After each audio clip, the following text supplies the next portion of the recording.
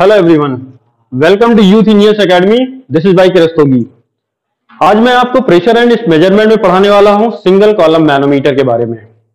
Single column manometer U tube manometer का ही एक modified form है और इस मॉडिफाइड फॉर्म में हमने यूट्यूब मैनोमीटर को आखिरकार मॉडिफाई क्यों किया, तो इसका रीजन ये है कि जिस पाइप में फ्लूइड फ्लो हो रहा है, जहां पर हमें प्रेशर फाइंड आउट करना है, अगर उस पॉइंट पर प्रेशर एटमॉस्फेरिक प्रेशर से थोड़ा सा ज्यादा या थोड़ा सा कम है, मतलब एटमॉस्फेरिक प्रेशर से बहुत ही स्लाइटली डिफरेंस है, तो उस केस में यूट्यूब मैनोमीटर्स बहुत एप्रिशिएबल रीडिंग्स नहीं देते हैं, है ना। तो इसलिए क्या किया जाता है कि यूट्यूब मैनोमीटर को मॉडिफाई कर दिया जाता है और इसमें जो मॉडिफिकेशन किया गया है उसमें यह है कि हम यूट्यूब मैनोमीटर के लेफ्ट कॉलम में एक रिजर्वायर बना देते हैं। यह रिजर्वायर का एरिया ट्यूब के एरिया का लगभग 100 टाइम्स होता है, ठीक है। तो जब भी आप इसको कनेक्ट करोगे तो एटमॉस्फेरिक प्रेशर से बहुत कम डिफरेंस होने की वजह से रिजर्वायर में जो फ्लूइड का डिस्प्लेसमेंट होगा वो लगभग नेग्लिजिबल होगा। लेकिन ये जो फ्लूइड डिस्प्लेस होकर राइट कॉलम में जाएगा तो राइट कॉलम में आपको एक एप्रिशिएबल रीडिंग मिलेगी। लेफ्ट कॉलम की रीडिंग को अगर आप नेग्लेक्ट कर देते हैं तो सिर्फ और सिर्फ राइट कॉलम की रीडिंग से आप उस पॉइंट का प्रेशर फाइंड आउट कर सकते हो, ठीक है। तो इसलिए इस मैनोमीटर को हम लोग बोलते हैं single column manometer. That means कि हमें प्रेशर फाइंड आउट करने के लिए सिर्फ एक ही कॉलम की रीडिंग की रिक्वायरमेंट होती है। लेफ्ट कॉलम की रीडिंग को आप नेग्लेक्ट कर सकते हैं। यहां पर हम दो केसेस देखेंगे सिंगल कॉलम मैनोमीटर्स के। पहला हम लोग देखेंगे वर्टिकल सिंगल कॉलम मैनोमीटर और सेकंड देखेंगे इंक्लाइंड सिंगल कॉलम मैनोमीटर। तो सबसे पहले देखते हैं वर्टिकल सिंगल कॉलम मैनोमीटर किस तरह का होता है, किस तरह का कंस्ट्रक्शन होता है। तो आइए देखते हैं सिंगल कॉलम मैनोमीटर का, वर्टिकल सिंगल कॉलम मैनोमीटर का क्या सेटअप होगा। ये एक सिंबॉलिक रिप्रेजेंटेशन है। जहां पर भी आपने प्रेशर फाइंड आउट करना होता है उस पॉइंट को हम लोग इस स्फीयर के सेंटर पर ले लेते हैं। यहां पर सपोज करिए कि इस पॉइंट का प्रेशर आपने फाइंड आउट करना है, ठीक है। अभी हम यहां पर एक यू ट्यूब बनाएंगे।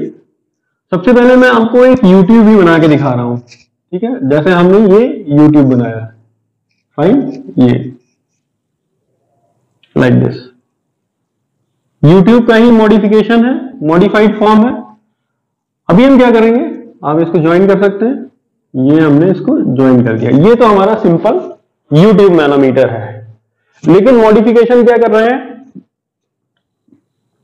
लेफ्ट साइड में हम यहां पर एक रिजर्वायर बना रहे हैं और इस रिजर्वायर का जो एरिया होगा वो ट्यूब के एरिया का लगभग अप्रोक्सीमेटली 100 टाइम्स, मतलब ऐसा फिक्स नहीं है कि आप इसको 100 टाइम्स ही माने, ठीक है। ये कुछ भी हो सकता है।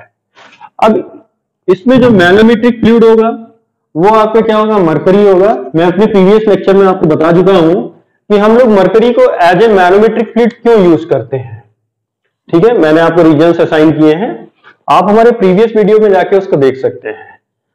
अगर हम इसे कनेक्ट नहीं करेंगे, ठीक है, अगर हमने इसको कनेक्ट नहीं किया हुआ है तो दोनों ही कॉलम्स में मैनोमेट्रिक फ्लूइड का जो लेवल होगा वो लेवल क्या होने वाला है, बराबर होने वाला है, क्योंकि दोनों तरफ प्रेशर एटमॉस्फेरिक प्रेशर है। दोनों तरफ प्रेशर कैसा है, एटमॉस्फेरिक प्रेशर है। इसलिए दोनों ही कॉलम्स में मैनोमेट्रिक फ्लूइड का जो लेवल होगा वो समान होगा।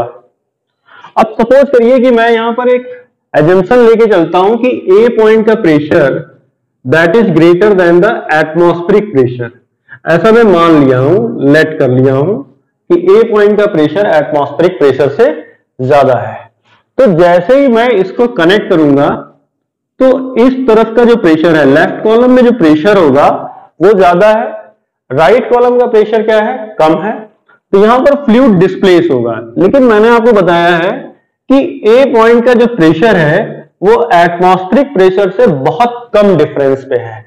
सपोज करिए कि एटमॉस्फेरिक प्रेशर हमारा है 1 बार, ठीक है, और मैं ए पॉइंट का प्रेशर ले लेता हूं 1.05 बार।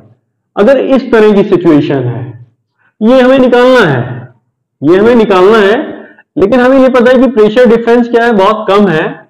इन दैट सिचुएशन, है ना, आपका यहां पे जो फ्लूइड में डिस्प्लेसमेंट होगा, जो मैनोमेट्रिक फ्लूइड का जो डिस्प्लेसमेंट होगा वो बहुत ही कम होगा। ठीक है, तो मैं सपोज कर लेता हूं इस लेवल को, तो पहले मैं मान लेता हूं कि this is the x level. Fine, अभी ये फ्लूइड डिस्प्लेस हो जाता है और यहां तक पहुंच जाता है। ठीक है, ये फ्लूइड आपका डिस्प्लेस हुआ और यहां तक पहुंच गया। इस लेवल को मैंने मान लिया वाई लेवल, और ये एक्स एक्स और वाई वाई लेवल के बीच का जो डिफरेंस है, that difference is delta H. ठीक है, इतना फ्लूइड डिस्प्लेस हुआ। अब ये जो फ्लूइड डिस्प्लेस हुआ है ये किस तरफ जाएगा, राइट कॉलम में। लेकिन यहां का एरिया क्या है, यहां का एरिया ज्यादा है। अगर मैं इस फ्लूइड का वॉल्यूम निकालता हूं, इस फ्लूइड का अगर मैं वॉल्यूम निकालता हूं तो वॉल्यूम कितना होगा, वॉल्यूम अगर मैं इसका cross sectional area capital A लेता हूं तो इसका वॉल्यूम हो जाएगा capital A into delta H. This is the cross sectional area A and delta H is the displacement of fluid, displacement of. तो इतना वॉल्यूम किस तरफ शिफ्ट होगा, राइट पे। लेकिन राइट में जो ट्यूब है उसका क्रॉस सेक्शनल एरिया काफी छोटा है, इसलिए यहां पर जो हाइट गेन करेगा वो ज्यादा होगी। ठीक है, सपोज करिए कि उसने इस वाली हाइट को गेन किया है, ये हाइट गेन किया, तो ये आपका लेवल सपोज कर लेता हूं कि दिस इज S2, इतना हाइट गेन किया।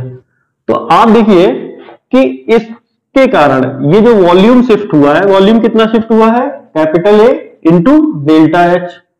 ओके, यही वॉल्यूम आपका शिफ्ट होके किस तरफ गया है, राइट हैंड साइड में, और ट्यूब में कितना राइज किया है, S2 राइज किया है।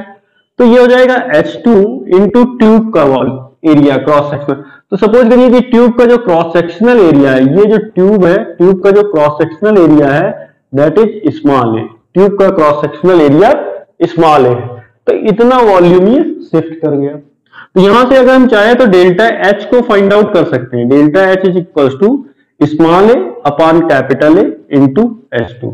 सो ये डेल्टा एच के लिए हम लोग फॉर्मूला यहां से ले सकते हैं। ये वाला लिक्विड आपका इसमें आ जाएगा। फाइन, ये हम लोग पहले से मेजर कर सकते हैं इस ए पॉइंट की एक्स एक्स लेवल से जो हाइट है दैट इज H1।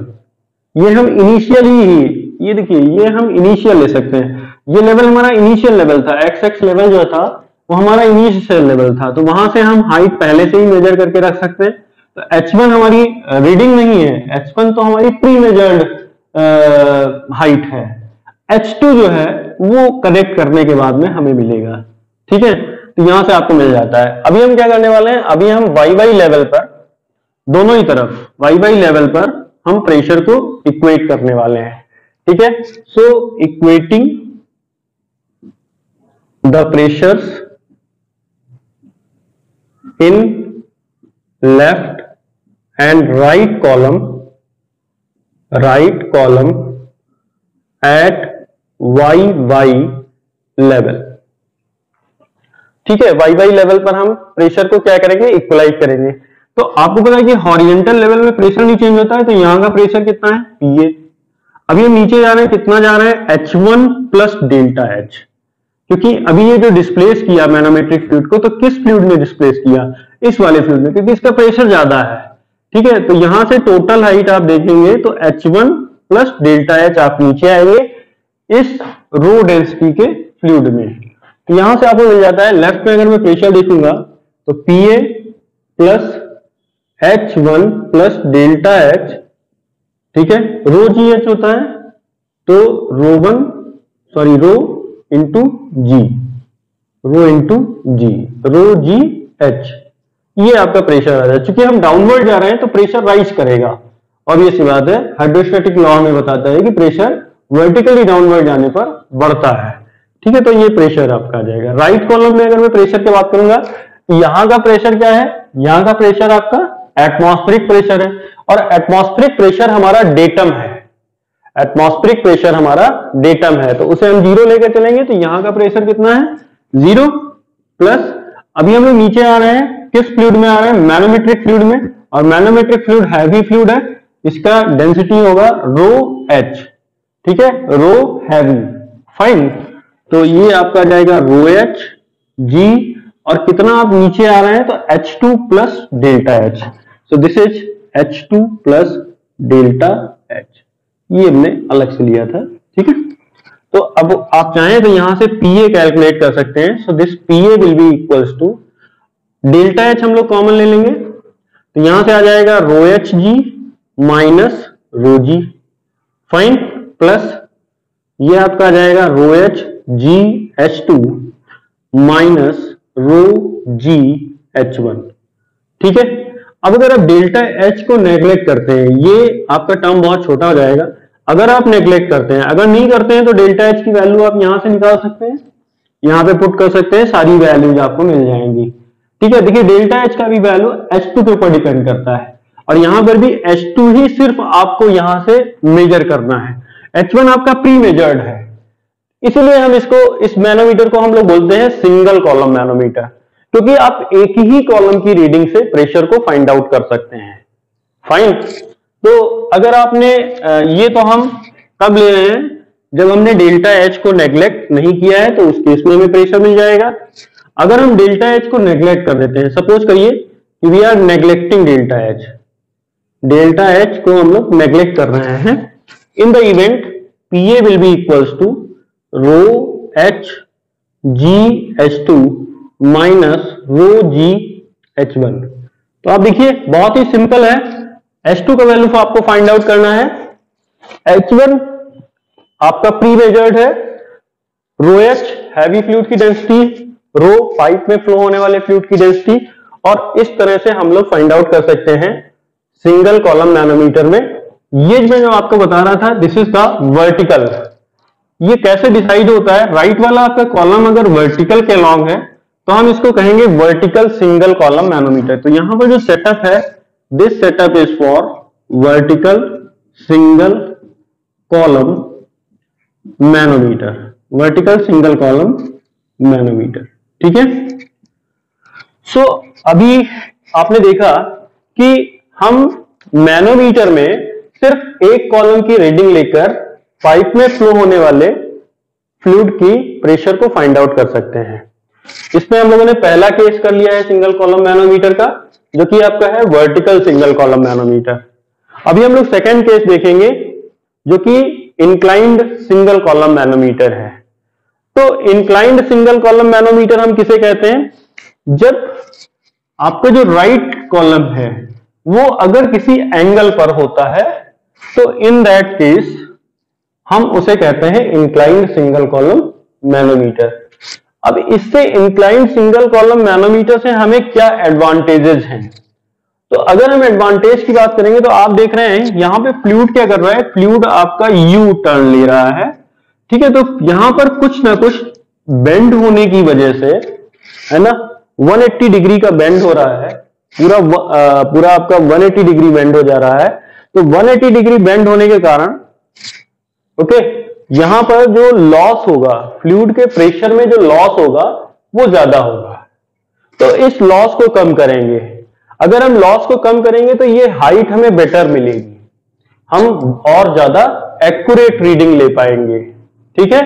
तो उसके लिए क्या करेंगे, लॉस को कम करना है। अगर आप ये एंगल को कम करते चले जाइए, अगर आप एंगल को कम करिए तो कम हम कितना कर सकते हैं, देखिए 90 डिग्री से तो ऊपर हमें लेना ही पड़ेगा, क्योंकि अगर हमने 90 पे कर दिया तो ये पूरा फ्लूइड बाहर निकल जाएगा, फाइन। तो हम 90 से ज्यादा रखेंगे, कोई भी एंगल लेंगे जो यहां से, अगर आप इस जगह से मेजर करेंगे, जैसे ये मैं 90 बता रहा हूं, ये दिस इज 90, तो आपको क्या करना पड़ेगा, आपको ये किसी एंगल पर लेना पड़ेगा, ठीक है, किसी एंगल पर लेना पड़ेगा, ठीक है। तो सपोज करिए कि मैं इसे किसी एंगल थीटा पर बना रहा हूं, ठीक है। तो अभी हम लोग देखते हैं इंक्लाइंड सिंगल कॉलम मैनोमीटर के बारे में। सो this is our inclined single column manometer.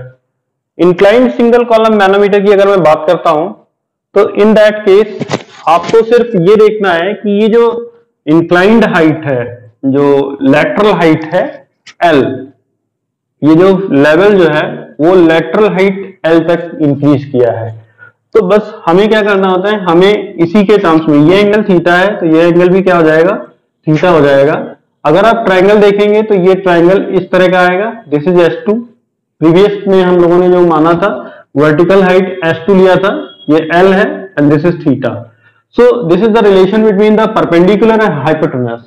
So sine theta हम लोग लगा सकते हैं, तो यहां से sine theta is equal to आ जाएगा H2 अपॉन L, या फिर H2 is equal to L sine theta. So ये एक टर्म है जो आप प्रीवियस में यूज करेंगे, जो हम लोगों ने प्रीवियस डेरिवेशन किया था उस डेरिवेशन में हम लोग इसको यूज करेंगे और हमें मिल जाएगा क्या, inclined single column manometer. Fine.